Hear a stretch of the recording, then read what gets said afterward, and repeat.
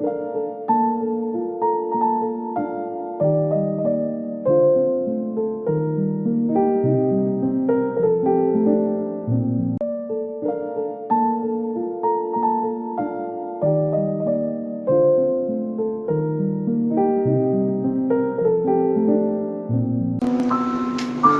ने अगली रात जलाल को फिर फ़ोन किया।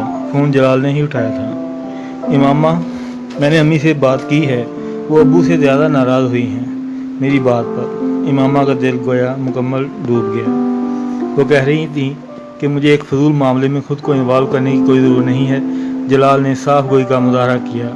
मैंने उन्हें तुम्हारे प्रॉब्लम के बारे में भी बताया था, मगर उनका कहना है कि ये तुम्हारा प्रॉब्लम है, हमारा नहीं। इमामा को इनके लफ्ज़ों से शदीद तकलीफ़ हुई थी।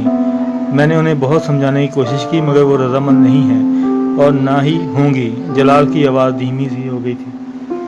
मुझे तुम्हारी मदद की ज़रूरत है जलाल, उसने डूबते हुए दिल के साथ किसी मुहम सी उम्मीद पर कहा। मैं जानता हूँ इमामा, मगर मैं कुछ नहीं कर सकता। मेरे वालिदैन इस प्रपोज़ल पर राज़ी नहीं हैं। क्या तुम उनकी मर्ज़ी के बगैर मुझसे शादी नहीं कर सकते? नहीं, मेरे लिए ये मुमकिन नहीं है। मुझे उनसे इतनी मोहब्बत है कि मैं उन्हें नाराज़ करके तुमसे शादी नहीं कर सकता।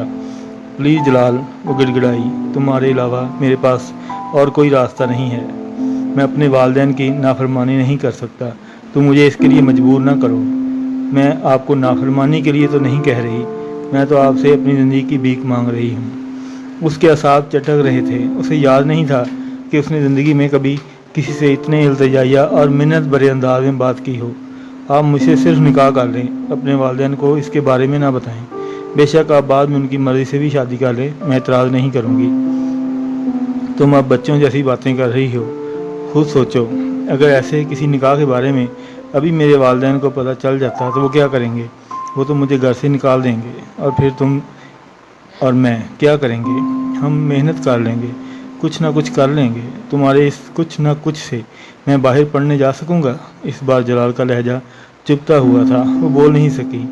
नहीं मामा, मेरे इतने ख्वाब और ख्वाहिशात हैं कि मैं उन्हें तुम्हारे लिए या किसी के लिए भी नहीं छोड़ सकता। मुझे तुमसे मोहब्बत है, इसमें कोई शक नहीं है, मगर मैं इस जज्बातियत का मुजाहरा नहीं कर सकता जिसका मुजाहरा तुम कर रही हो। तुम दोबारा मुझे फ़ोन मत करना, क्योंकि मैं अब इस सारे मामले को यहीं ख़त्म कर देना चाहता हूँ। मुझे तुमसे हमदर्दी है, मगर तुम अपने इस मसले का हल खुद निकालो। मैं तुम्हारी मदद नहीं कर सकता। खुदा हाफिज़। जलाल ने फ़ोन बंद कर दिया। रात 10:50 पर उसके इर्द गिर्द अपनी पूरी दुनिया धुएं में तहरीर होती नज़र आई।